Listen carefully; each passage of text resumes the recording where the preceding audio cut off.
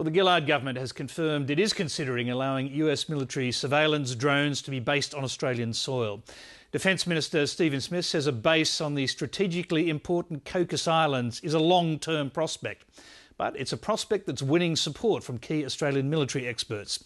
They're also asking hard questions about defence spending priorities, especially for big budget items like the Joint Strike Fighter and replacing the Australian-built Collins-class submarines. Hamish Fitzsimmons reports. A US drone base on the Cocos Islands makes perfect sense, according to one of the country's former top military leaders. Peter Lay was chief of the Australian Army for 6 years until 2008, and now heads Canberra University's National Security Institute. Think about the importance of the Indian Ocean for global communications, particularly the sea lines of communications out in that region.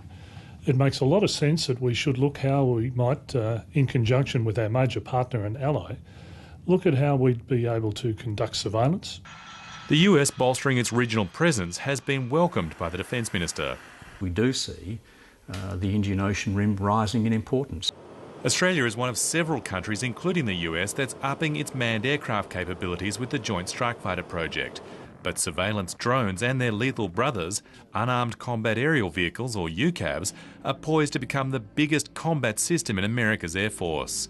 And Australia needs to think hard about its options too. We've got airborne early warning and control aircraft, where we've got airborne refuelling capabilities.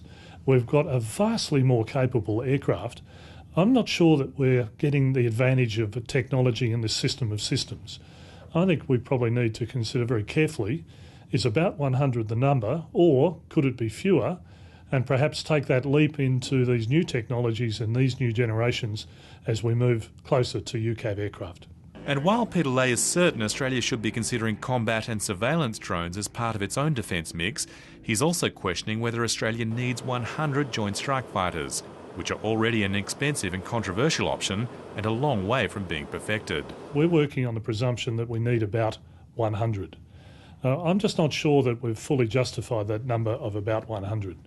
It seems to me pretty suspiciously close to the number of FA-18s and F-111s that we've had, and before that other types of aircraft, and really that sort of stuff was set in the days of Menzies. The 2009 Defence White Paper recommended if Australia was to build the defence force it needs, the defence budget should be 3% of GDP annually. But that's not been the case. We certainly know that Defence have been handing money back, and the Minister seems quite ready to do that. If they can't spend it properly, of course, it shouldn't stay in defence. But the defence capability plan that was set as part of the 2009 budget is a bit behind. We're seeing some problems with some of the projects. Recently, Stephen Smith's stormy relationship with some senior military figures over his handling of the Skype sex scandal at the Australian Defence Force Academy has been made very public. But rumours of more serious difficulties are being overstated, according to several senior military and public service figures Lateline has spoken to. Which isn't to say there aren't tensions. The Defence Minister is by definition a civilian, and that carries a certain baggage with it as well in military circles. So I think it's a relationship that's almost doomed to be fraught. Stephen Smith's concerns aren't confined to the air, and there are worries that there'll be a gap in Australia's maritime defences, with the Collins-class submarines due to be phased out from 2025. Defence analysts say plans for their replacement should be well underway by now. We want a very large, fast, long-endurance, conventional submarine that has many of the attributes of a nuclear submarine.